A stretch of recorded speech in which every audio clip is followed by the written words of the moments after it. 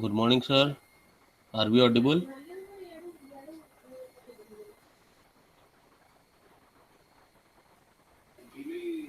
Hello, am I audible?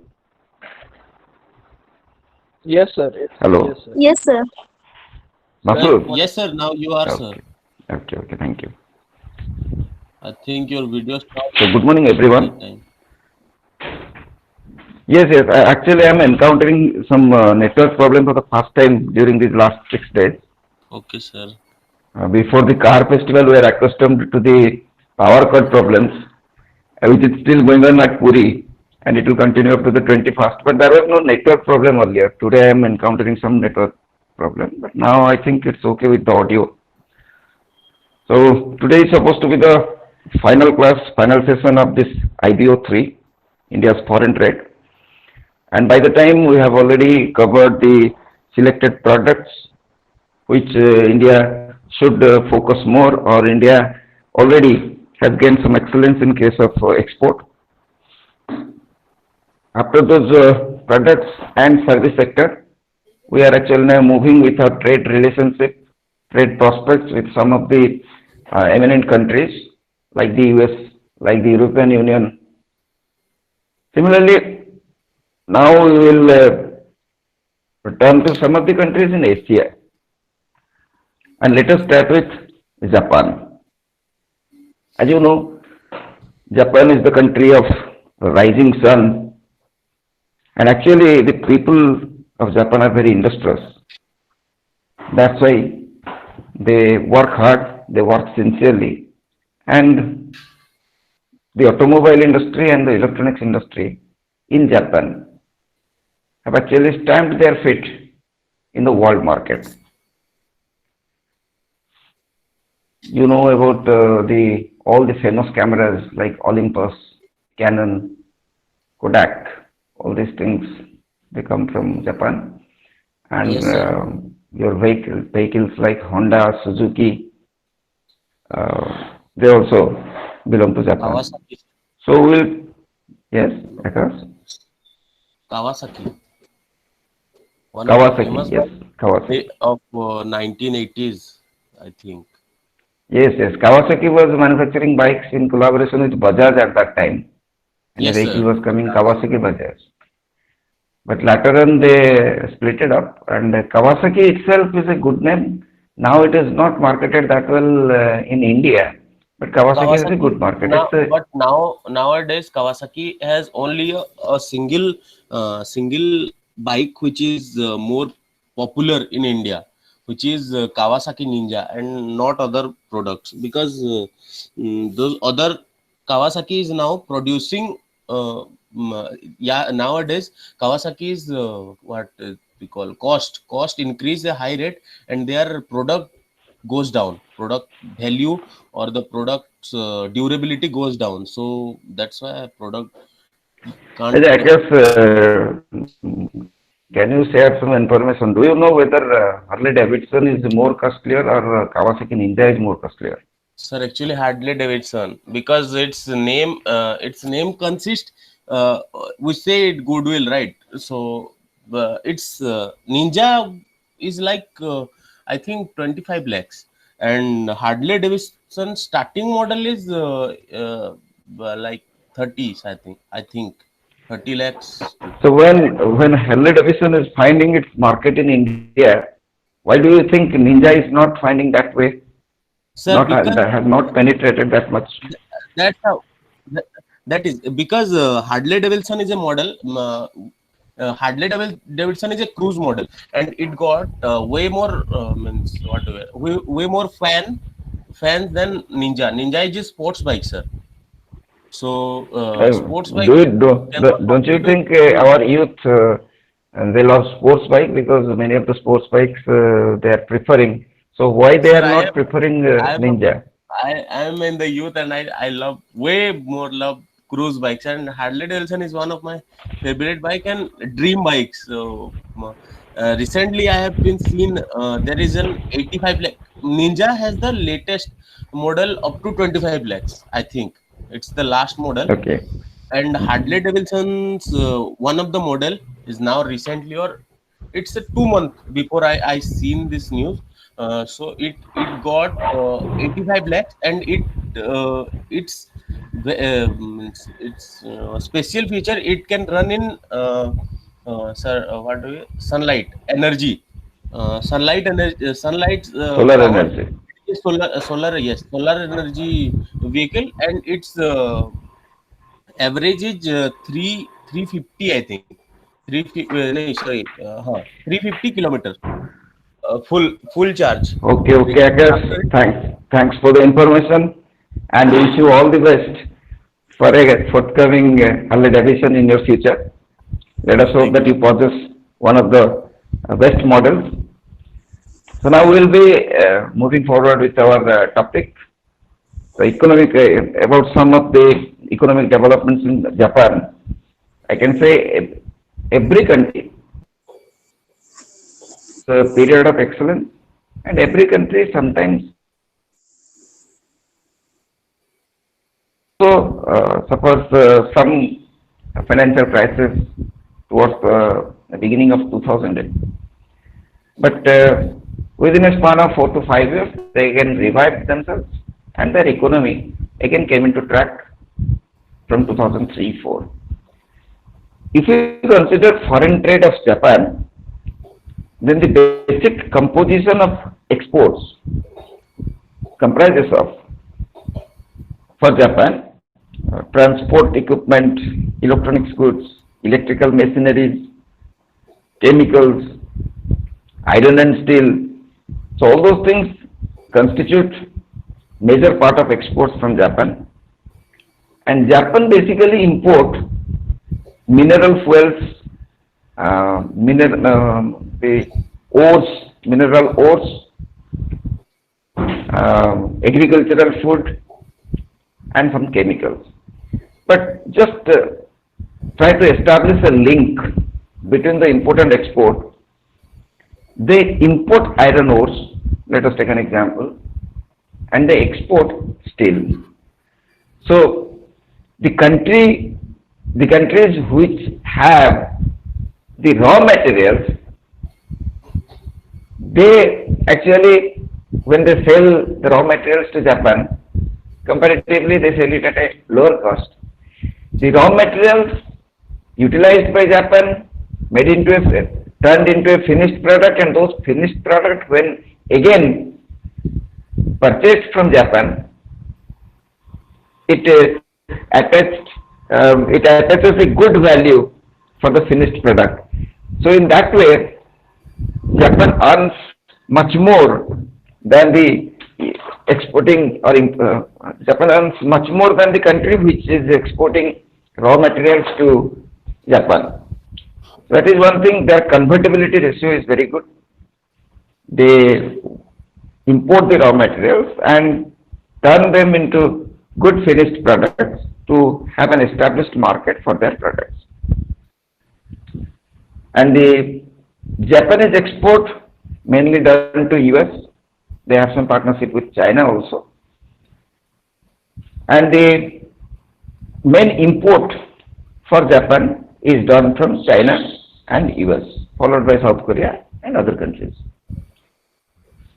So after India's economic reforms in 1991, Indo-Japanese trade also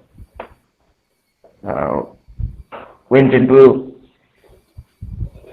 a smoother path in which some barriers in trade were waived. More or less, India has been enjoying a trade balance, favorable trade balance with Japan, not much in the negative. The main products which are exported by India to Japan are gems and jewelry, iron ore, and as I told you yesterday, the marine products, ready-made garments, all those things, and somewhat from pharmaceutical industry also. Basically, gems and jewelry, iron ore, marine products. These constitute the bulk of the Indian export to Japan. And if you consider them individually, then the top spot will be grabbed by marine products, prawns, crabs, fish, everything is very much welcome and accepted by Japan. They have a demand for that. And whatever total export is done to Japan from India, 50% of that proportion is occupied by marine products. But now, India is also getting stiff competition from other countries which are focusing in this regard. The emerging competitors are Thailand, Indonesia, Philippines, and up to some extent China also. Because China wants to establish itself in every sphere of export. Then from marine products, we can move to the second largest component, the component which occupies the second largest position in export, that is gems and jewelry. Gems and jewelry, they are appreciated because of their finished design.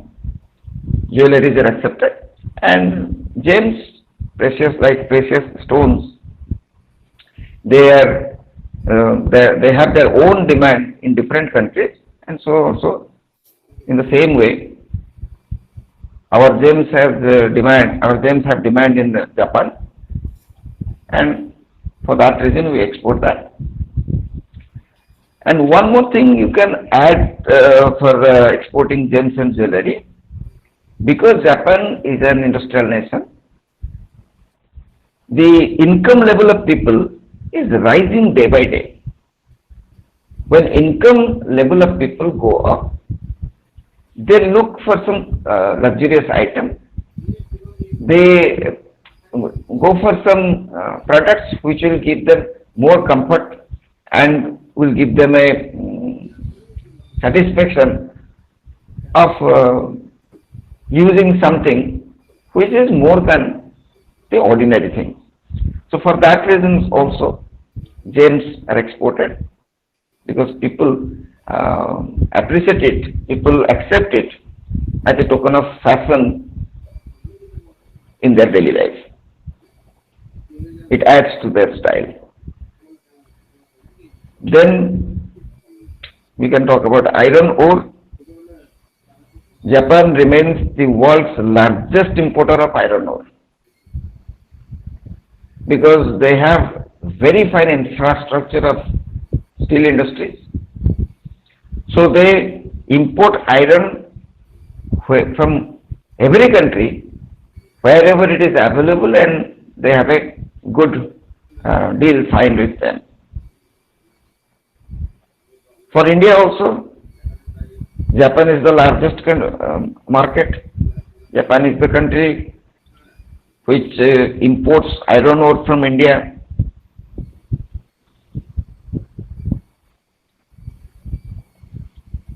But nowadays, when Indians realize that they purchase the raw materials from us, and after processing those raw materials, they sell the same finished product, which is nearly 10 to 20 times more than the value of the raw material.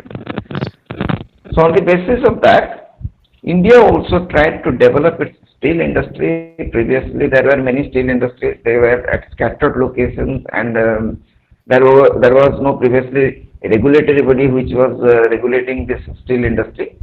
But gradually, it was streamlined.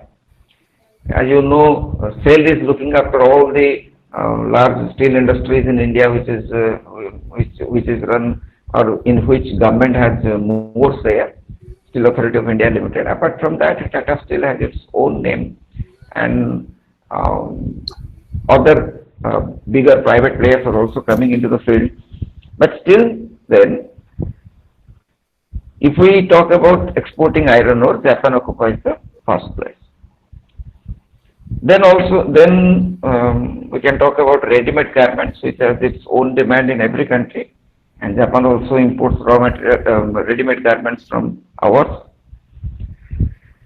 Nowadays, basically the fashion garments made of cotton and silk have been more appreciated in Japan. For that reason, the export of ready-made garments is also going on. So these are the main things which Japan imports from us, or we export to Japan. The marine products, gems and jewelry, iron ore, and ready-made garments. Now it is India's. Sir, with Japan, who is in deficit? Yes, you are not clearly audible. Hello. India, sir, is Japan is in deficit with India or India? No, no. I If you think, consider trade, yes, sir. India is at a deficit position. Japan is always at a trade surplus position in with almost all the countries. Because overall, Japan is a trade plus country. Yes, you are asking this question because of the assumption of USA. USA is the only country with which India have some trade surplus uh, in balance of trade. Otherwise, Japan is at a position of balance of trade surplus position. India is at a deficit position. Okay. Okay, sir. So, what are the things India imports from Japan? As you know, electronics goods are very well renowned. If it is manufactured in Japan, so electronic goods are imported. Then your transport equipments are also imported.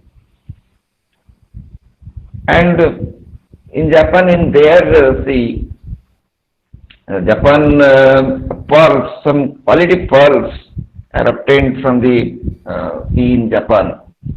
So those pearls, to become a part of our jewelry, is imported from Japan. If we consider Indo-Japan trade prospects, then one thing you can assume that Japan is not that well, or Japan has not flourished in case of agriculture. That is the only sector, because it may be due to the reason that their soil is not that suitable for every type of farming. So for that reason, they import agricultural products from many countries. So in that regard, India has also got some opportunity to export more agricultural products to Japan. Next, if we consider prospect of improving trade, then Japan is always pursued by the World Bank, because Japan is also a contributor, is a good contributor to World Bank. So World Bank insists Japan to invest in some projects, in developing the infrastructure. And because of that reason, you might have heard that Japan is going to invest in bullet train project. Previously, it was interested to invest in solar projects. So, if investment comes from Japan, then automatically the trade tie-up will be more stronger, and they will try to improvise on their export and import components. Apart from that, some specific attention needs to be paid on some of the measures which can promote export to Japan. The general measures would be to improve on quality, to improve on the skilled manpower. That means you have to, this is, we have observed in almost all the products. This needs to be addressed because our people are not that trained, not that skilled. For that reason, we need specialized person and we need some training infrastructure to train those people to increase their productivity. So if these two or three basic things could be taken care of, then we can improve our export not only to Japan but also to all other countries with whom we are doing business. So this is all about Japan. Next we can move to some other countries in the Asian region, and particularly in the next unit, two trade blocks, countries of two trade blocks are given, and like the NAFTA, which we discussed yesterday, North America, free trade zone between Mexico, Canada and USA. Similarly, there are some trade blocks, renowned trade blocks exist in Asia. One of them is ASEAN, ASEAN, which is known as Association of Southeast Asian Nations. Can anyone of you tell me whether India is a member of ASEAN or not? Yes, sir. Akash, Yes, sir. you are online. Yes, sir. Yes, sir, we are. Yes, sir. Yes, sir. Everyone is happy that India is a member of ASEAN. Yes, sir. Yes, sir. Okay. I cannot tell that all of you are not fully wrong, but all of you are not fully correct also. India is involved with ASEAN, but it is not a direct member of ASEAN. You can get more data on that. India is associated with ASEAN, but the way in which India is associated, let me tell you. Previously, India was a sectoral dialogue partner of ASEAN. What does that sectoral dialogue partner mean? India was not a member. Sectoral dialogue partner means India can have consultation with the countries of the ASEAN, with the members of the ASEAN regarding economic development, and they can come to a conclusion on which these countries and India will work together to improve. Later on, when the relationship of India became better with the countries of ASEAN, India became the dialogue partner. Dialogue partner means it is a bigger status in the hierarchy than sectoral dialogue partner. Sectoral dialogue means you will talk about only one sector, that is finance. Simple dialogue partner means you have the liberty to consult or to have any discussion in any agreed areas of common interest.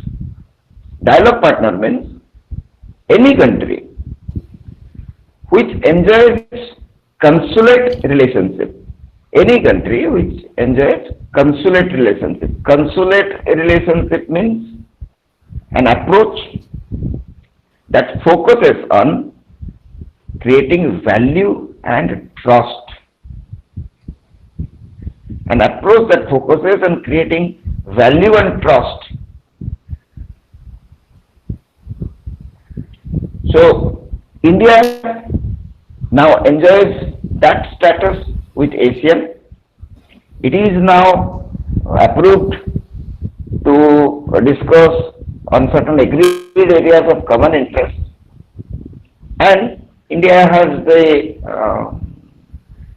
liberty of participating actively in any conference of ASEAN countries.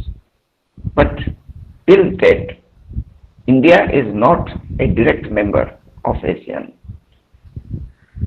Do you know how many countries are members in ASEAN? Sir, can Yes. it be ever be the member of this?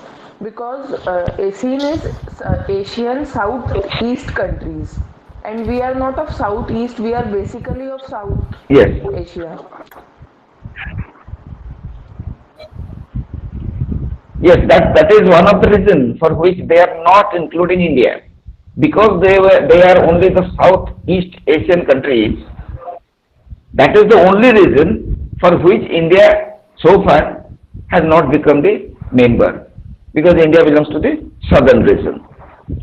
Otherwise, there is no, for that, because of India's importance, growing importance, they have included us as a dialogue partner. Dialogue partner means you are enjoying almost the same status as a member, because you are also allowed to attend any conference of ASEAN.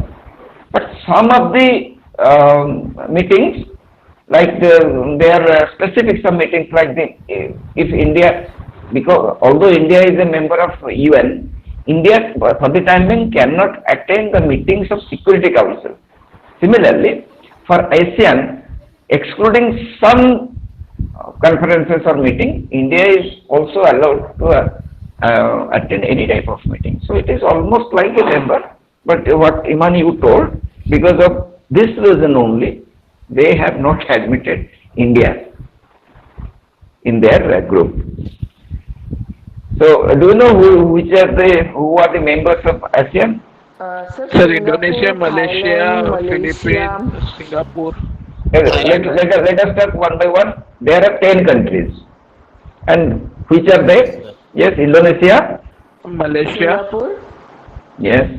Philippines, Singapore. Philippines. Myanmar. Malaysia, Vietnam. Myanmar. I don't think Myanmar is there. No, Vietnam. Vietnam is there. Indonesia, Malaysia, Philippines, Singapore. Sir, Myanmar is also there. Thailand. Myanmar, okay, Myanmar lately joined. Okay. Myanmar lately joined. Thailand, yes. Cambodia. Sir, Thailand. Cambodia, yes. There is one country which is called Cambodia. Brunei. Brunei, yes. Laos. It is ruled by the Sultan. Laos. So these are, so you know about the member countries. Now you will be, because this unit comprises of ASEAN and SAARC, two regional trade blocs, you are very much likely to be asked questions on either of these two associations. So in that regard, you have to just memorize some theoretical part. That means some points of the objectives of either ASEAN or SAARC objectives, then their everything about their summit, and India's partnership, India's relation with these countries in the prospect of trade. So what are the objectives of ASEAN? It is the basic objective of any trade bloc is to promote, these are common things, so you can write it for any trade bloc, is to promote economic, social and cultural development throughout that particular region, to safeguard the political and economic stability. That means not to interfere in the internal political matters of other countries. To safeguard the political stability means not to interfere in the internal political matter, internal political affairs of any other country. So these would be the two basic objectives of any trade bloc. Then you can add on to improve on collateral relation, bilateral relation. So now, whenever you are studying about any trade bloc, specifically ASEAN and SAARC, some part you have to memorize about the summits, and this is purely theoretical, which you have to remember when the first summit was held and where, the second one, the third one, and similarly from the last two or three, like the 10th, 11th, and 12th. So these are purely theoretical. It's just for your knowledge to go through them. For your information, I just share some of the summit details. First summit was held in Bali, 1976. Bali belongs to which country? Anyone? Indonesia. Yes, absolutely, Indonesia. Very good, Rituparna. Then the next one was held at Kuala Lumpur. Kuala Lumpur belongs to? Japan. Sorry. No. Sorry. I think Malaysia. Okay, you can try Malaysia. again. Malaysia. Kuala Lumpur, Malaysia. Yes. Malaysia. Then, okay. Then Manila. Manila belongs to which country? Third summit was held there in 1987. Yes, Philippines. It's in fact the capital. Then you know about Singapore. Okay. The fifth summit was held at Bangkok. Bangkok belongs to? Thailand. Thailand. Very good. No. It's Thailand. Bangkok is the capital of Thailand. Sixth summit was held at Hanoi. So do you know to which country Hanoi belong to? Laos. Hanoi. Or Brunei. I think it's Vietnam, I think. Hanoi. So that is a contradiction between me and... Remember all these? No, it's just, you just have to remember the first two or three summits. Vietnam, sir. Okay. Okay, then I am correct, isn't it? Capital of Vietnam. Yes, I told Vietnam, someone told it's Laos, so there was a contradiction of statement between both of us. So finally, you think I was correct. Yes, Himani, Yes, sir. you need to remember the first two or three summits and the last two or three summits, just about the name of place and the year. Otherwise, you cannot. If you can remember, but no need to describe Sir, all till the. now, how many summits are there? Till now, Till now, how many summits? Yes, sir. I think till now 16 summits have taken place. And the time gap between them? No, there is no specific time. Sometimes it is held in consecutive years, sometimes it is held in the gap of 2 years, and sometimes it is also held in the gap of previously 5 years or 10 years. There is no specific. But actually the schedule is to hold it every year. But due to some unavoidable reasons, this gets postponed. So what would be India's role? Because India has been uplifted to the position of a dialogue partner. So what would be India's partnership with Asian countries, and what would be the future prospect? Because India has already become the dialogue partner of ASEAN, so India has now the liberty to get active cooperation from these countries in areas of trade, in areas of investment, tourism, science and technology.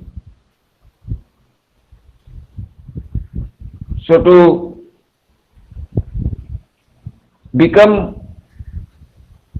sustain the position of a full dialogue partner,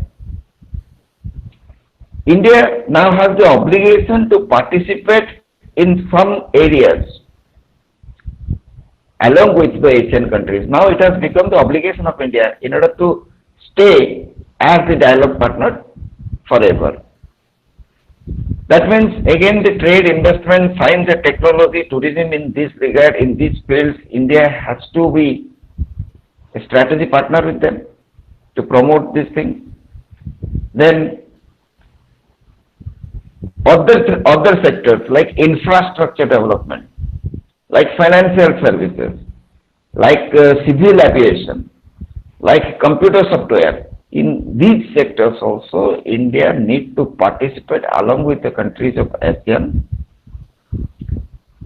because India is now eligible to be invited to participate in any conference of Asian countries. So,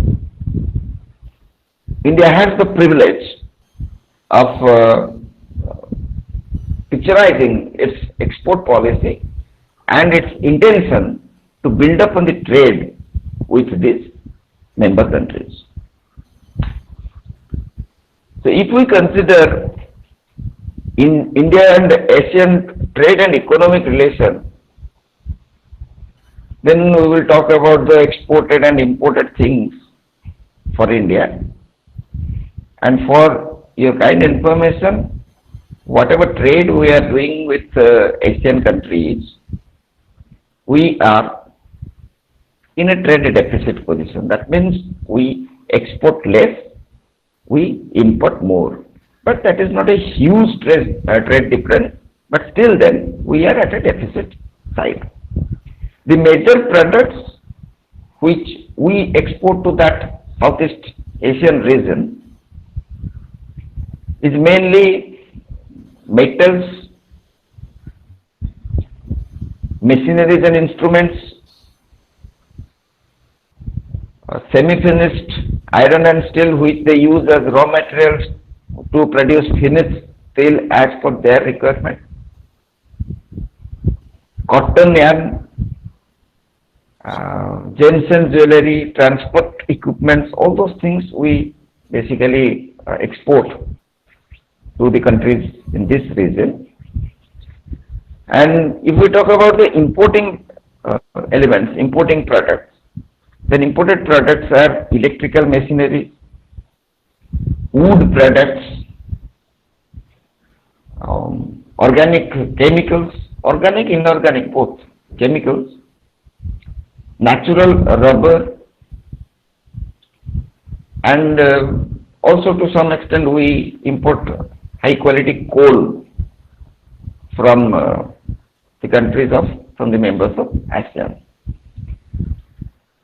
So more or less we have a balanced trade with them, though we are in a deficit position, but we are not that in negative form.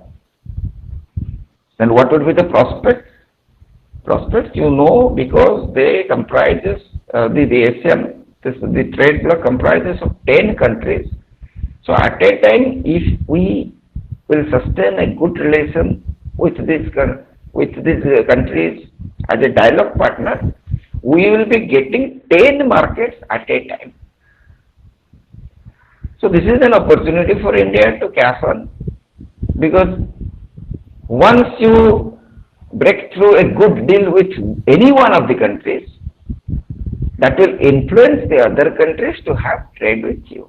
And that is in fact an advantage for every country to have a business with a trade bloc. Once it gets through, they will procure more business. So that is the trade prospect, and to improve on that prospect, you need to refine your skill, you need to refine your awareness about quality, and you should be more cautious about the productivity of your human resource. Next, we can move to SAARC. Is there anything you want to ask about ASEAN?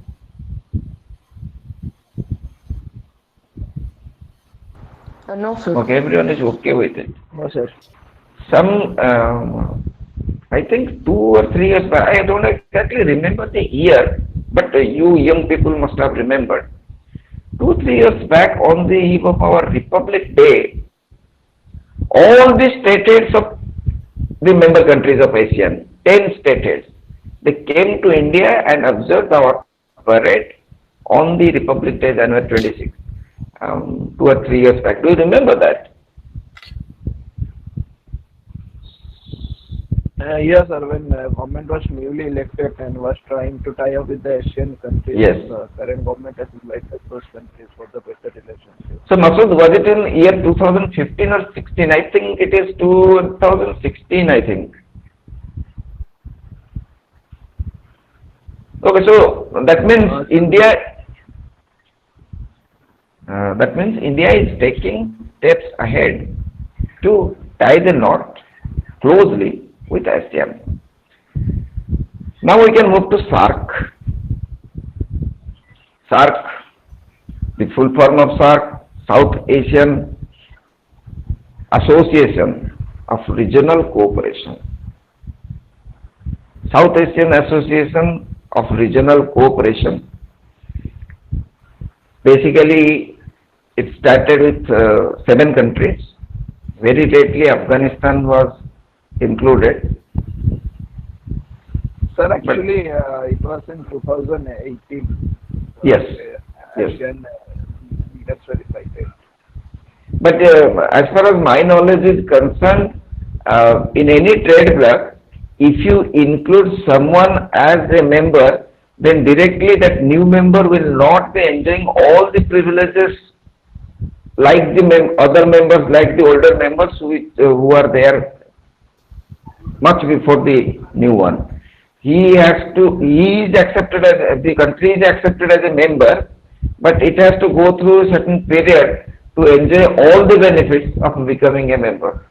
So that's why I think Afghanistan is a member, but Afghanistan is not enjoying all the benefits which other 7 countries are enjoying in trade among them.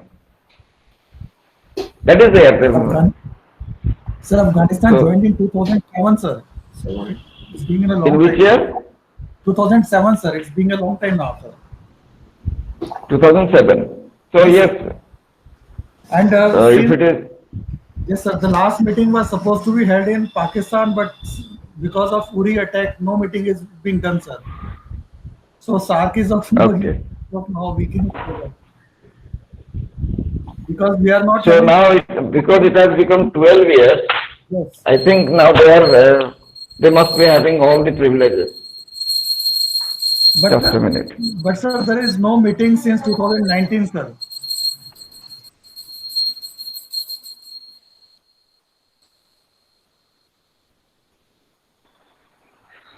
आकाश भाई mute मारो. कोई problem हो रहा है क्या?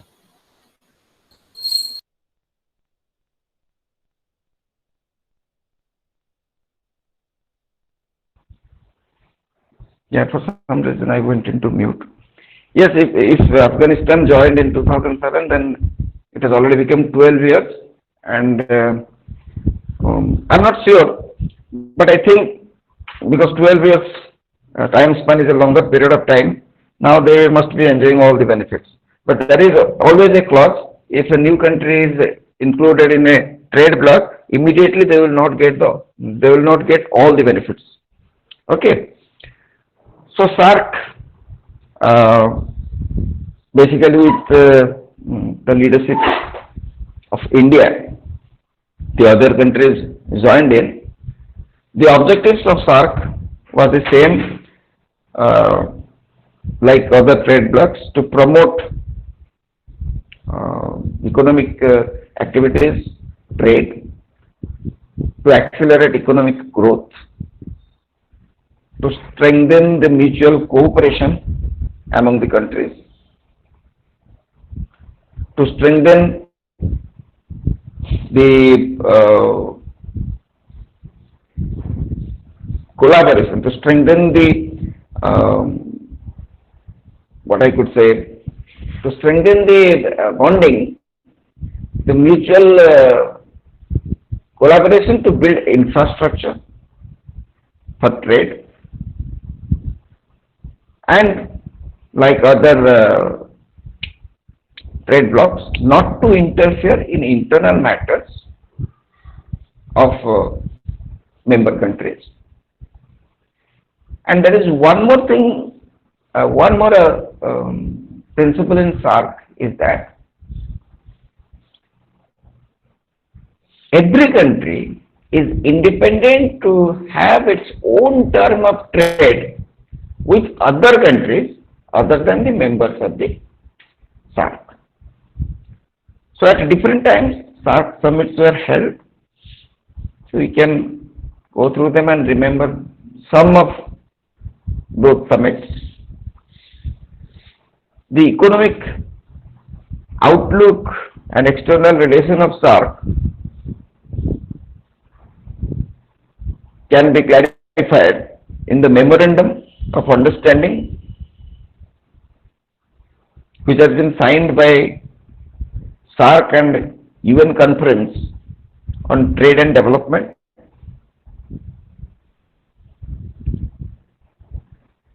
It was mainly done to promote software and information system, the software and information system.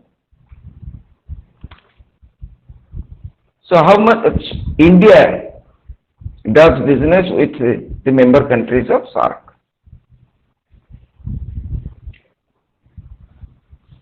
If we consider India's export elements to other SARC countries,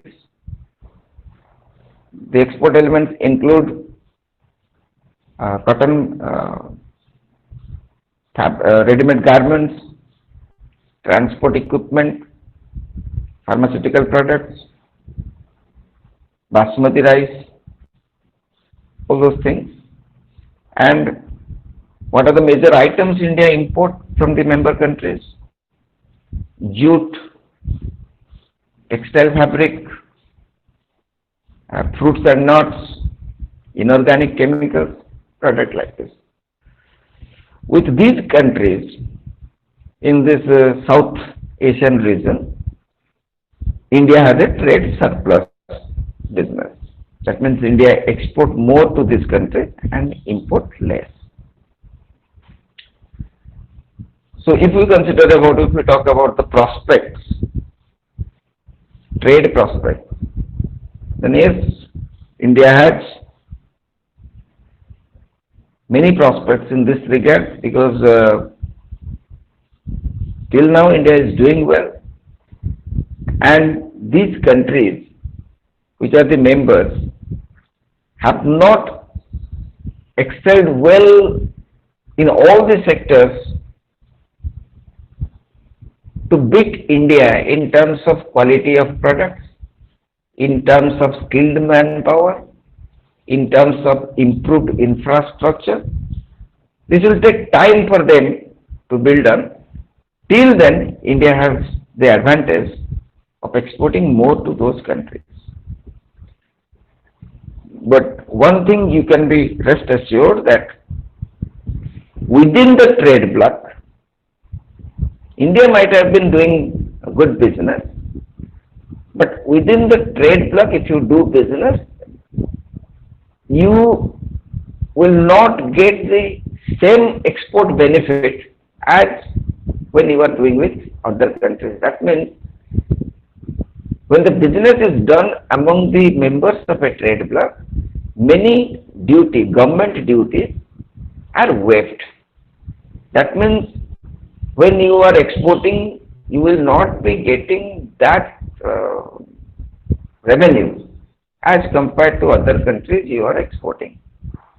Because in order to promote trade, some trade barriers are particularly in form of government taxes, import duty, excise duty, customs duty. They are slashed up to a very minimum level. Because what happens in a trade bloc, let me give you a general concept on the trade bloc. Initially, they start with some preferential trading agreement. You must know about this term, preferential trading agreement. That means they agree, the countries, the member countries, they agree on certain products to be traded at a lower tariff, at a lower government duty, whether in form of excise, customs and all those things. When that preferential trade agreement works well, because it is done to facilitate trade, First they start it with the preferential trading agreement.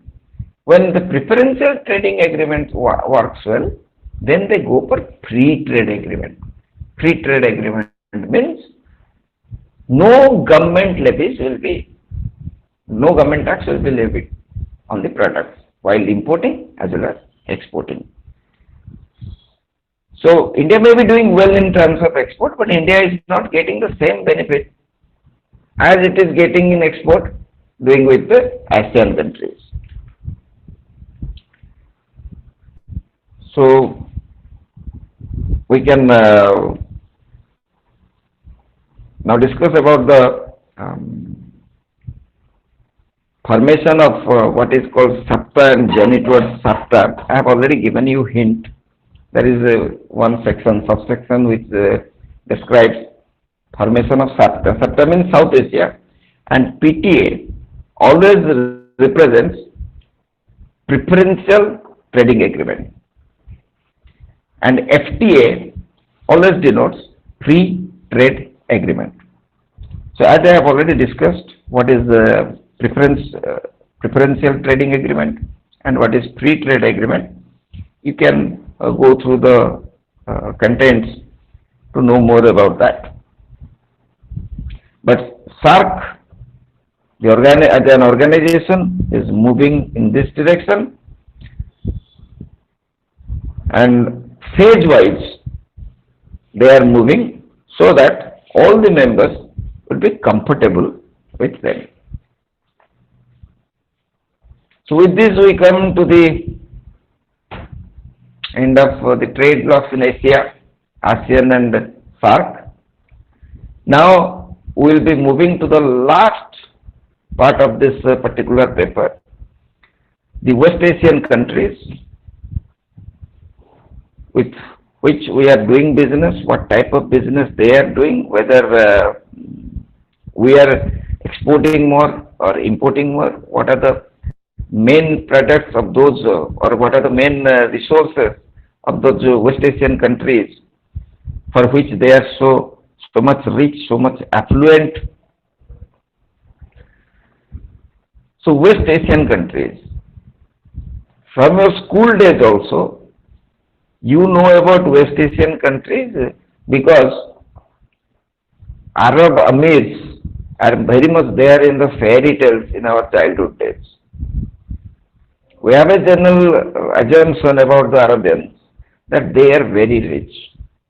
They may not be that educated, they may not be having highly professional degrees, but they are rich, Arab Amirs.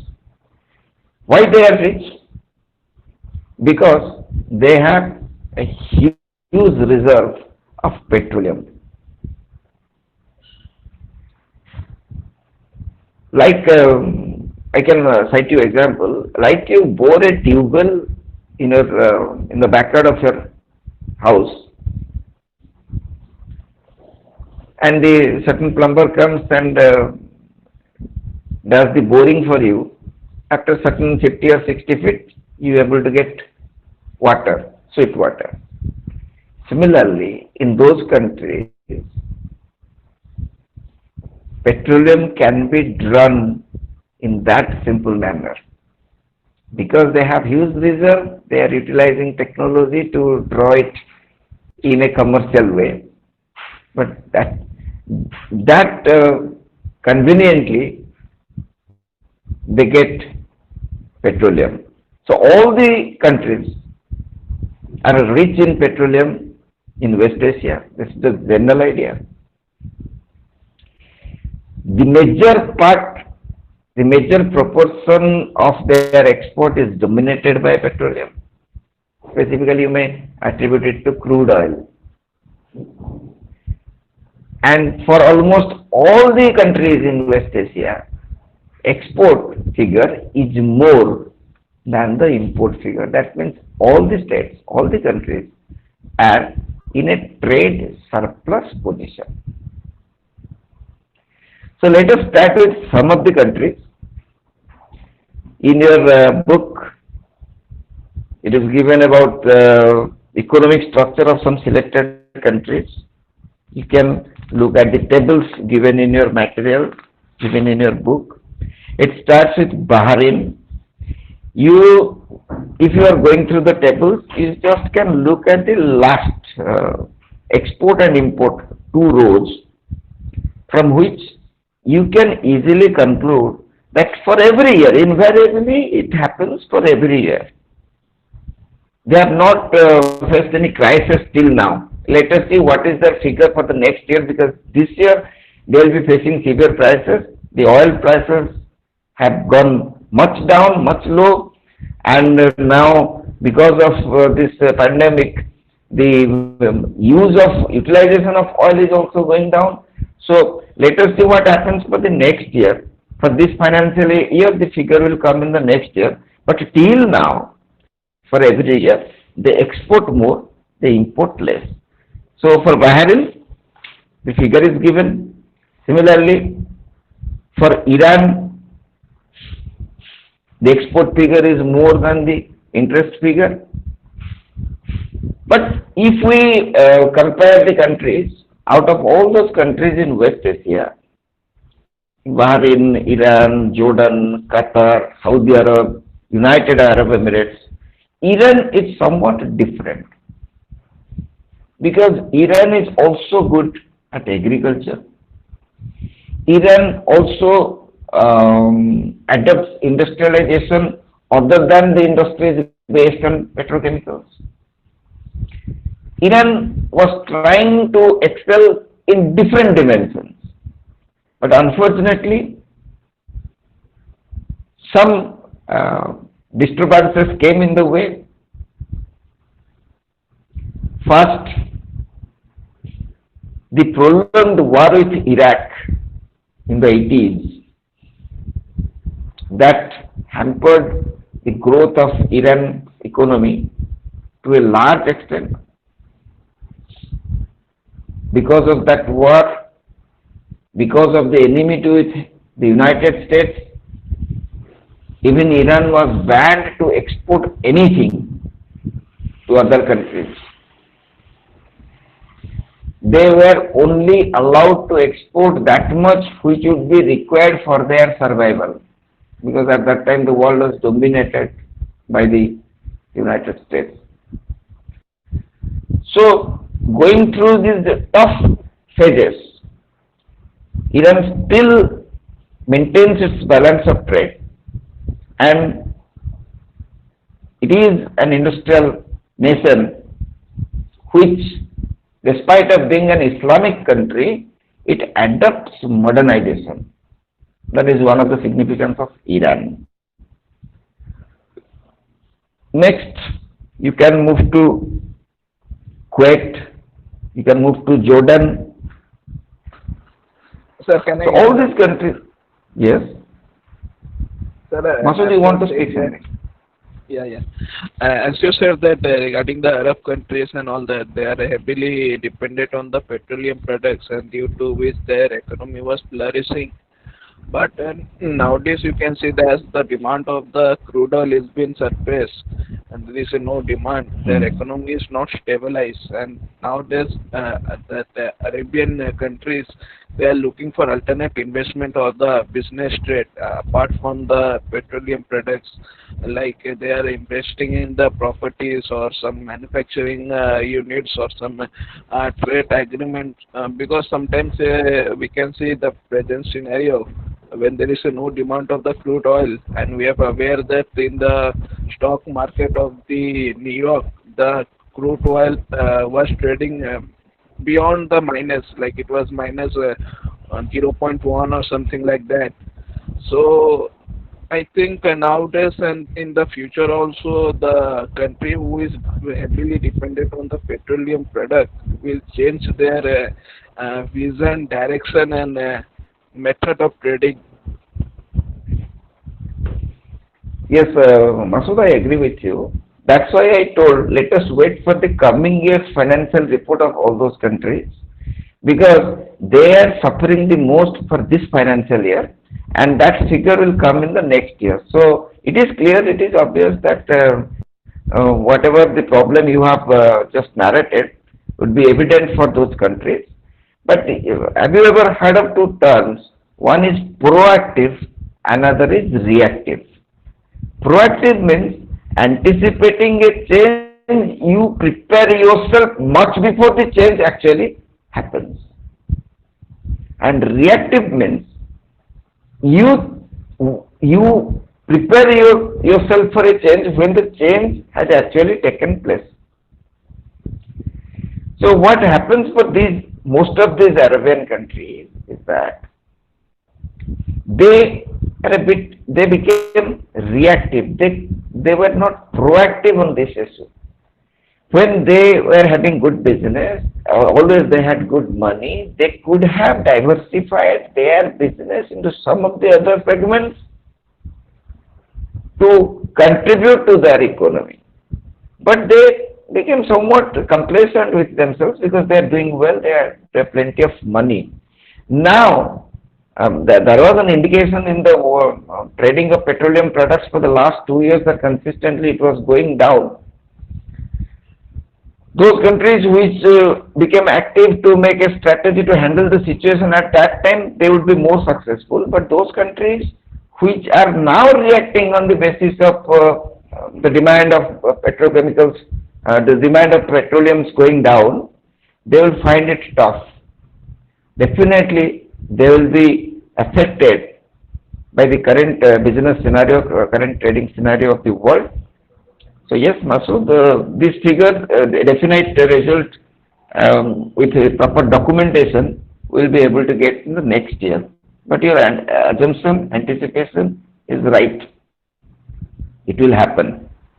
But And one to more which thing is extent it... that, sir, one more thing we can see as a global warming is being continually growing up, and the countries has been feeling to change the way of using the fuel and the natural resources. I don't think that the craze of the e-vehicle, that electronic vehicle, has been coming up in the India, supported by government of India. I don't think that it will be a more like we have a petroleum economy in India and in the world also, but I think it will going to cut down to certain extent. And second thing is that Yes, coming to it the will.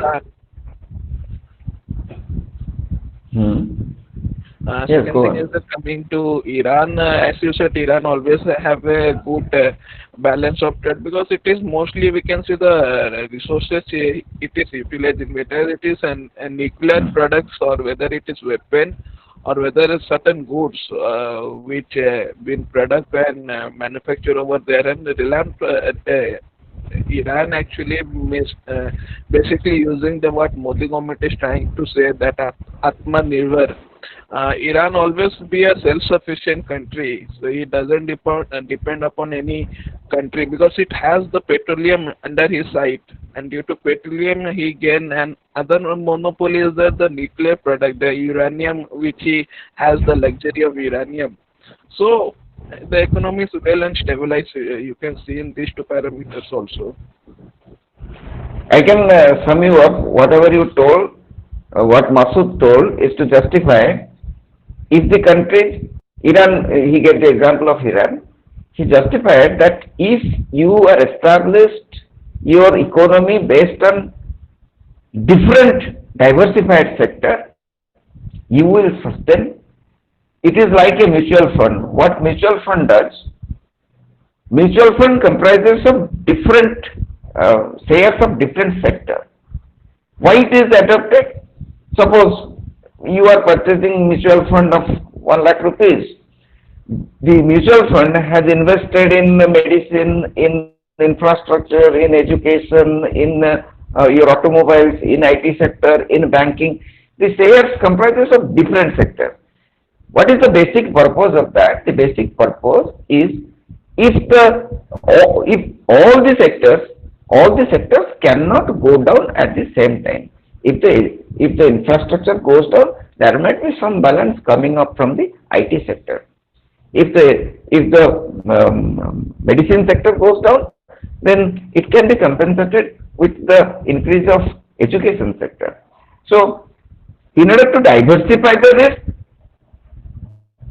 they invest in shares of different sectors. Similarly, for a country, if it is based, the economy is only based on petroleum, then any adverse impact on petroleum industry will directly affect the economy of that condition to a great extent. And what Masood gave example of Iran, because Iran is an industrial nation which is having industries in different segments, not only on petrochemicals. That's why it has a sustained balance of trade. But for other countries, yes, if they do not act accordingly, they will be in trouble. And what Masood just told some moments back, that electronic vehicles are of gaining importance in the world market, but it will take time.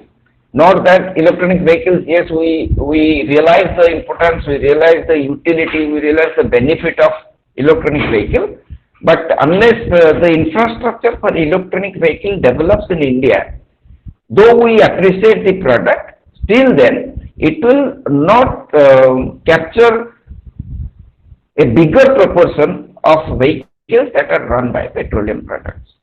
First, we have to develop the infrastructure of like refueling. Your refueling stations are there within 2 to 5 kilometers range everywhere in the national highway. Similarly, there should be charging points for the electronic vehicles in the gap of 5 to 10 kilometers, and that should be available along all the highways across the country, in every corner of the country. So that will take time, but yes, that is the future of the world.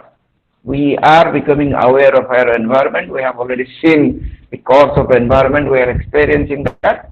So we are becoming aware, but it will take time. And anticipating that moment, if the countries do not adopt the appropriate policy in that trade, then definitely they are going to suffer. So what we discussed about Iran and Bahrain, the same holds good for Jordan, Kuwait, Qatar, Saudi Arab and United Arab Emirates. All of them are trade surplus country. The standard of living of those people are much higher.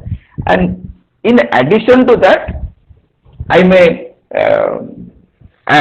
tell you that a significant proportion of people from Indian origin are also staying in this country.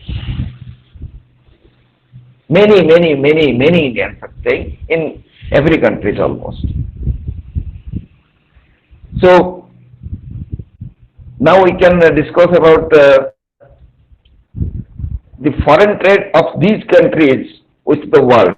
Then we will move on to our business with them. How do these countries of West Asia do business with other countries? There is an association which is known as Gulf Cooperation Council. The members of this council, OPEC is basically for petroleum. There is a Gulf Cooperation Council. Okay. There is another organization which you told OPEC.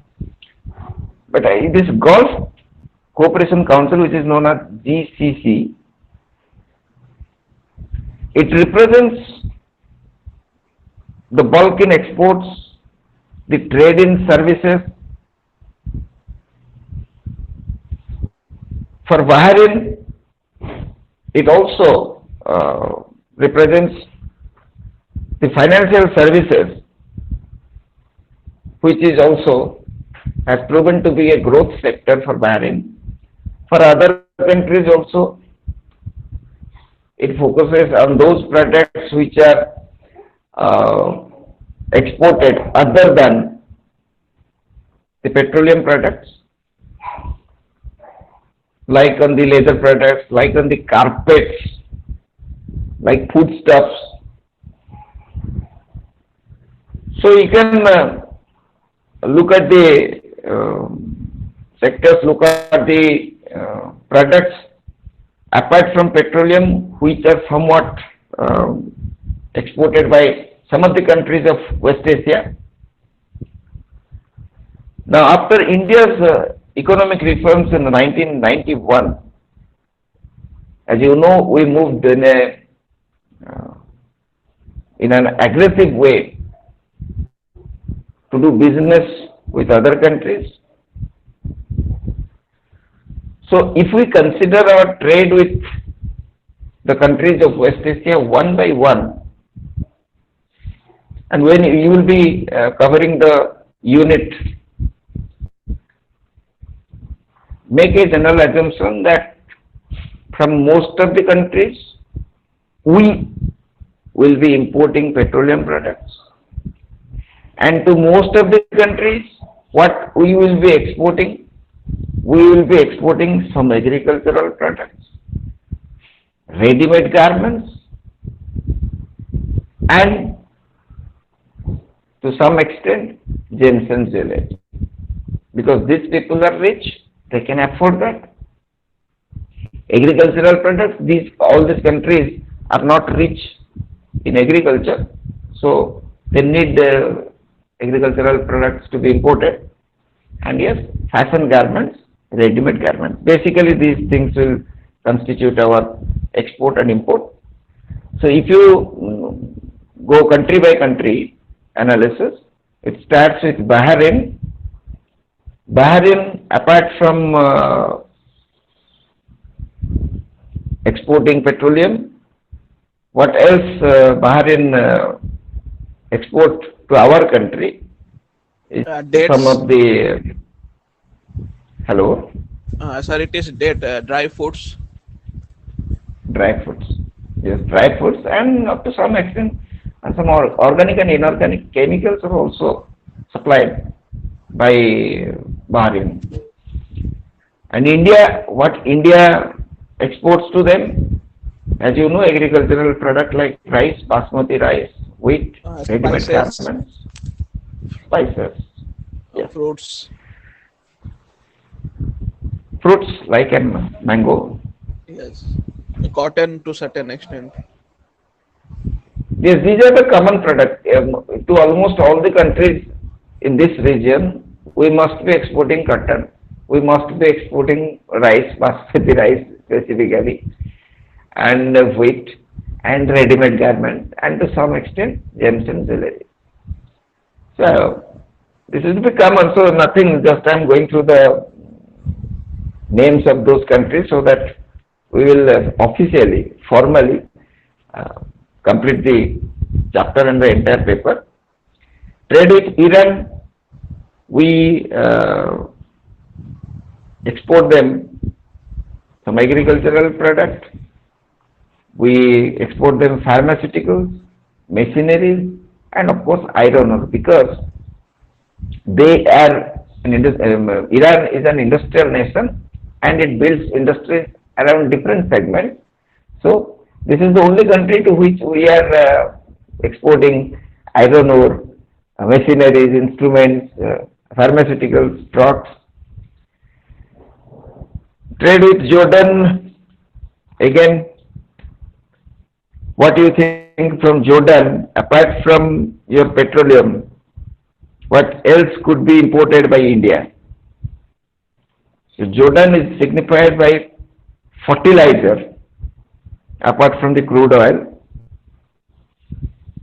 And India's export to Jordan include the same thing, man-made fabrics, yarns, transport equipments, fine chemicals. Fine chemicals means those chemicals which add flavor, which add fragrances to the products.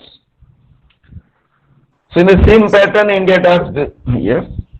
Uh, from Jordan also, India exports that some estate also phosphate and I couldn't get you. From Jordan, India, also imports acid also like phosphoric acid and phosphate acid also. that come under chemicals, na? Whether it is Ah, inorganic or organic, they come under chemicals. okay.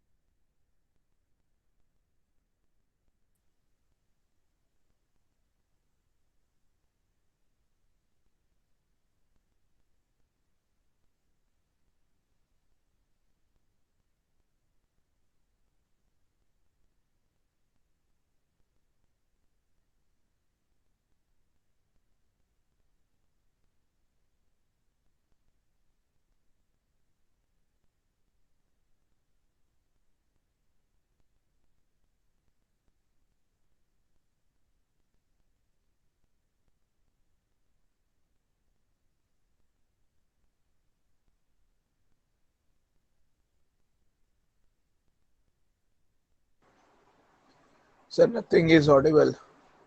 Sir left due to network issue.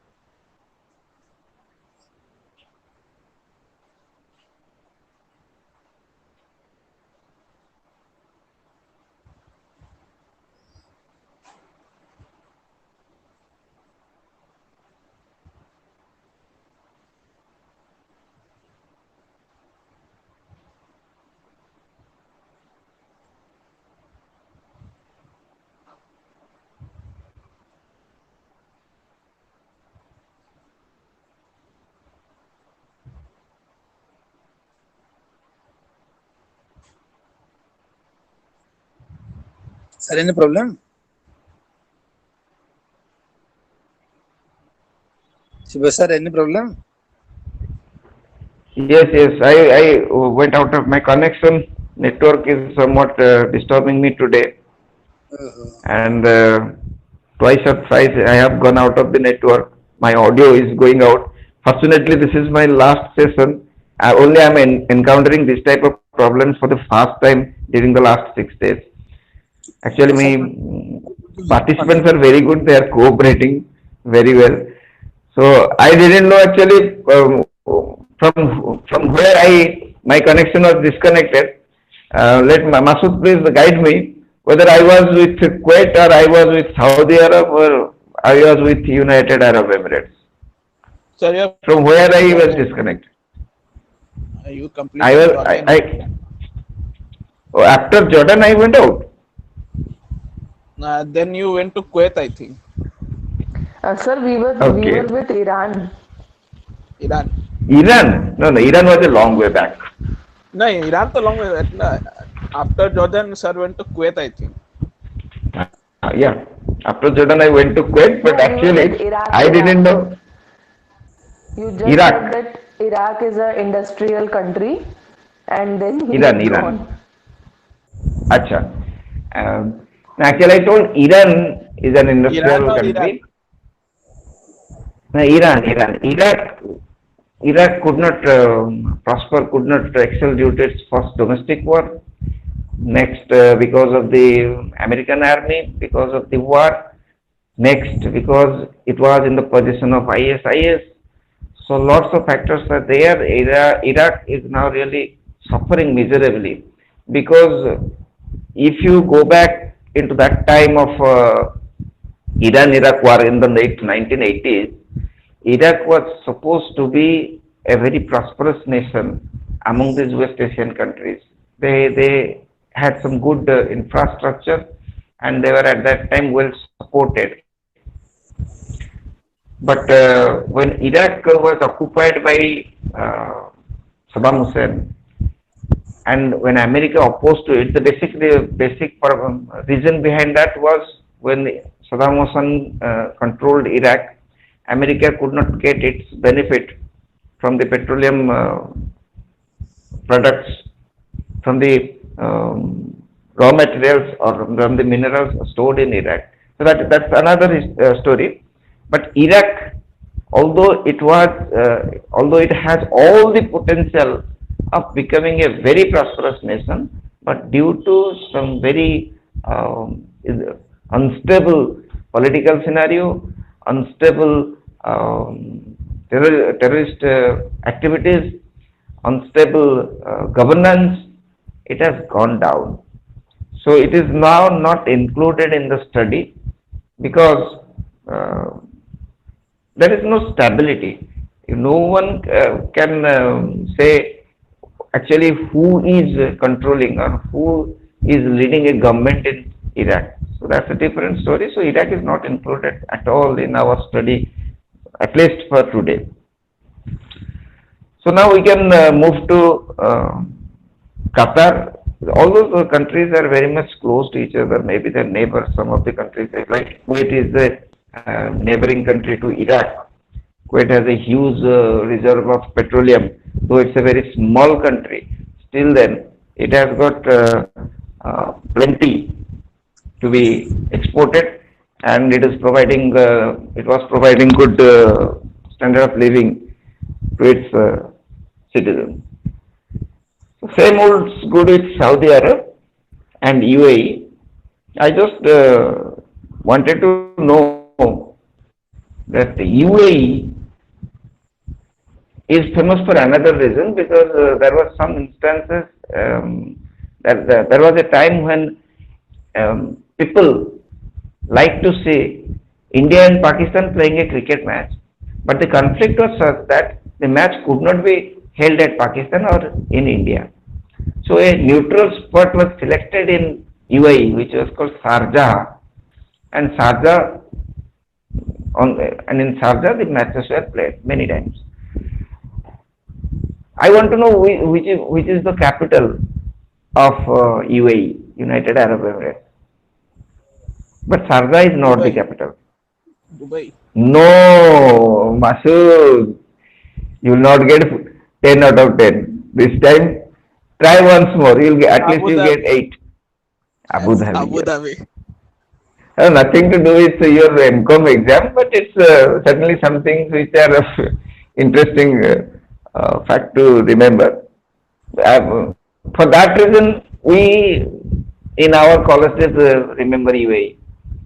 And you might not be aware, once there was a match going on between India and Pakistan, it is always whenever there was match between India and Pakistan, it was supposed to be a high voltage match. And that match was really very, very, very, very intense match. The match went to the last ball, and in the last ball, a Pakistan batsman was there who was known as Javed Miandar. He was a famous player of Pakistan. In the last ball, Pakistan needed 6 runs to win. Even if they score a boundary, still then they would be losing by 1 run. That means they needed 5 runs to equalize, 6 runs to win. The last ball was delivered by Chetan Sharma, a medium fast bowler of India at that time. And unfortunately, that last ball went for 6 by Javed Miandar. And believe me, for that entire long night, many Indians wouldn't have slept. Such a huge tense match and such a disappointing end that actually because of that ball, the career of that upcoming star was hampered up to some extent. So for that reason we remember UAE. Otherwise Sharjah was the place we took interest to which country this place belongs to.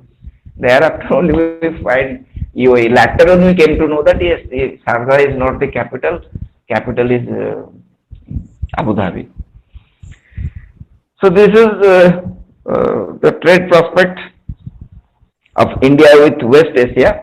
Yes, always in the trade prospect you have to improvise on your skills, you have to improvise on your infrastructure, you have to improvise on your quality to make more possibilities for your trade to grow in this region.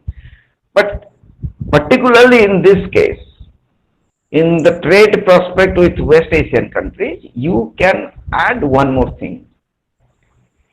Because they were having plenty of reserve of crude oil, petroleum, they simply get it out of the from under the ground. and simply they went on selling this. They did not bother to build up industries around this.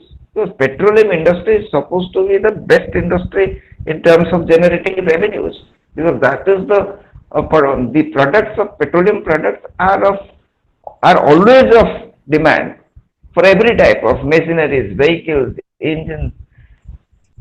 It was the main form of generating energy. But in most of the countries in West Asia, although they have huge reserve of petroleum, they didn't have quality refineries. So in this regard, India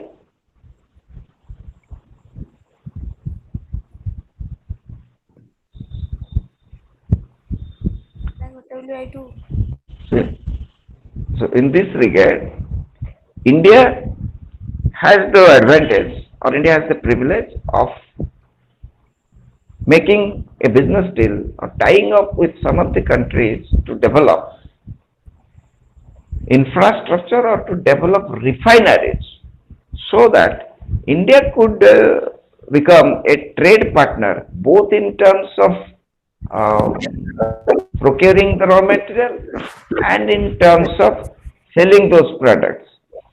So that is one prospect which India needs to explore on. And Sir, can I? Masood, you want to speak something? Yes. Yeah, sir, as you said that India need to work on the refining capacity. Yesterday only Dharmendra Pradhan has set the target that whatever the capacity of the present India is enjoying, and by the end of 2030, it will be a double what it is producing today. And yesterday only it Mhm. has been announced by the Indian minister. So what is the roadmap for that? Did you give any sketch to attain that? It has given that a step like it will enhance the investment capacity. There will be more investment, and something it has allowed of like a stock exchange like shares. It also introduce some market like a product which can be traded actually. Okay. It will be Did he anything in his speech? In his speech, did he ever give a hint to have tie up with any of these West Asian countries to build up on yeah, it is refinery? with Saudi Aramco, Abu Dhabi National Oil Company are the plan means the partners which will help to increase the refinery capacity along with our domestic players, which will be having a joint venture kind of agreement, and they will do all the necessary things. Okay, thank you so much, Masood. Thank you so much for this invaluable information because I was not updated till yesterday and you shared a very good piece of information. Thank you so much. So with this, actually, formally, we complete the entire paper of IPO3 India's foreign trade. We have to gone through many products which we have intended to export more, and the relationship in terms of trade with many of the countries, whether in Europe, whether in Asia, whether the United States, whether the Commonwealth of Independent States, with some of the prominent, eminent states in Asia. So now, before concluding, if you have any doubt, you can ask me. But before that, I want to at least see some of you in video so that I'll know that yes, I was taking sessions for the last 6 days, and some of my favorite participants were there, whom I should know by face at least. So I'm unmuting my video first.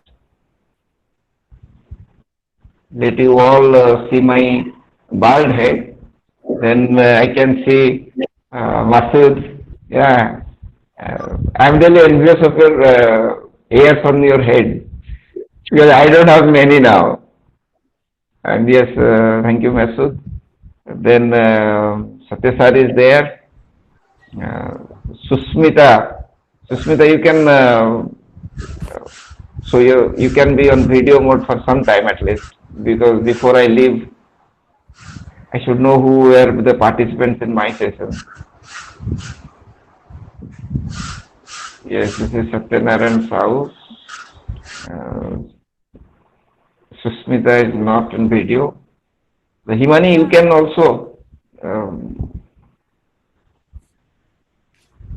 sir, who? Hello. No, Yes, sir. Susmita, I couldn't say. Are you on video mode? I just can see you. Your audio, you are audible. But before I leave the session, I just want to recognize some of you by not only by your name but also by face. So anyone who wants to be known to me by face as a participant in this session can get into video mode, because basically Hello. we are on audio mode. Hello, Susmita. Hello. Yes, sir. Yes, can you be on video mode for 1 minute or half minute? नहीं मैं video mode में नहीं हूँ sir. अच्छा ठीक है, नहीं आ सकती हो क्या? अगर कोई दिक्कत है तो कोई बात नहीं, वीडियो मोड में आने में कोई भी दिक्कत है तो कोई बात नहीं, लेकिन क्लास छोड़ने से पहले मैं चाहता हूँ कि मेरे पार्टिसिपेंट को मैं जरा एक बार देख तो लूँ. ठीक है, अगर कोई दिक्कत है तो कोई प्रॉब्लम नहीं. Hello, sir. Sir, Himani this side. Yes, I can see you. Let me ask, if you don't mind, there is a mark on your forehead. Was that a temporary mark or it happened due to some reason? No, sir, it's a permanent mark. In childhood, I was very, very, very mischievous, so I used to fall down everywhere at same place. Yeah, that was So immediately that's that came to my mind, Yeah, because that's a that mark permanent exists, and it must have. Yes, hello, sir. Susmita, I can hear you, but I cannot see you. That's the reason. Okay ठीक है. Sir मैं ये पूछने के लिए call की थी कि हाँ, बोलो. असाइनमेंट सबमिट करने के कौन से मंथ में सबमिट करना है? सितंबर 15 को सबमिट करना है. ये तो कोरोना की वजह से हेलो, कोरोना की वजह से वो डिले हो सकता है क्या? देखिए, हमारे ये जो सेशन चल रहा है जी इसमें हमारे जो रीजनल कोऑर्डिनेटर है जी वो पटेल सर वो मीटिंग में है. ठीक है, तो जी. अभी जो हमारे सेशन चल रहा है शायद वो अभी सुन नहीं पा रहे हैं, वो दूसरे कोई काम में होंगे शायद. लेकिन मैं जब हाँ. सेशन छोड़ूंगा तो आप जी. उनसे ये पूछ लीजिएगा, क्योंकि अभी कोरोना के वजह से बहुत सारे चीज पोस्टपोन हुए हैं.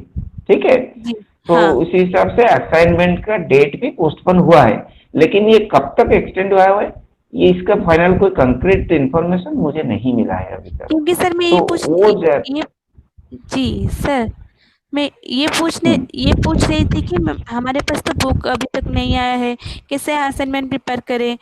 और फिर देखो एक चीज है. एग्जाम पे है. हाँ, ये जो बुक के बारे में अभी आप ज्यादा एक्सक्यूजेस नहीं ले सकते, इसीलिए क्योंकि जो मेल जो आपके पास जा रहा है ना, क्लास करने से पहले एक लिंक जो दिया गया था आपको एक मेल में, हाँ. तो उस मेल में पीडीएफ के फॉर्मेट में सारे बुक्स है, IBO 1 से लेकर IBO 5 तक. तो अगर आपको बुक मिलने में आसानी होती है आंसर लिखने में, लेकिन हाँ. अगर आपके पास बुक नहीं है तब भी हाँ. ये एक्सक्यूजेस आप होता नहीं है ले ना सकते कि मेरे पास बुक. दिक्कत तो होता है, लेकिन आप चाहें तो वो पीडीएफ फॉर्मेट से आप अपना मतलब की चीज निकाल सकते हैं.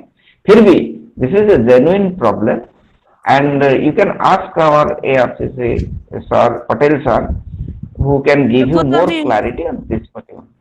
सर वो तो अभी तो मीटिंग में नहीं है. हाँ, वो मीटिंग में है, लेकिन वो थोड़ा शायद अपने जो ऑफिस के काम में वो मेल करते होंगे कि कुछ लिखते होंगे, उनसे आप पूछ लीजिएगा, क्योंकि 10:30 के बाद वो इसी मीटिंग में वो फिर अवेलेबल होंगे. वो है, मीटिंग में है. ओके सर, एक बात पूछनी थी. बोलो.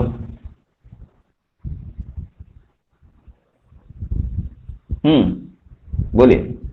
सर मैं चाहती हूँ, सॉरी मैं नहीं, मेरी एक फ्रेंड है मेरे साथ ज्वाइन की है, वो चाहता है कि हेलो, बोलिए। वो चाहता है कि इग्नू पे जो एडमिशन किया है वो कैंसिल करना चाहता है, वो रिफंड पा सकता है क्या? नहीं नहीं, रिफंड तो नहीं मिल सकता, लेकिन वो चाहता है कि कंटिन्यू नहीं करेगा तो वो पहले सेमेस्टर के लिए जितना पहले साल के लिए जितना दिया है वो रिफंड नहीं हो सकता है, और वो जब चाहे वो कोर्स परस्यू कर सकता है।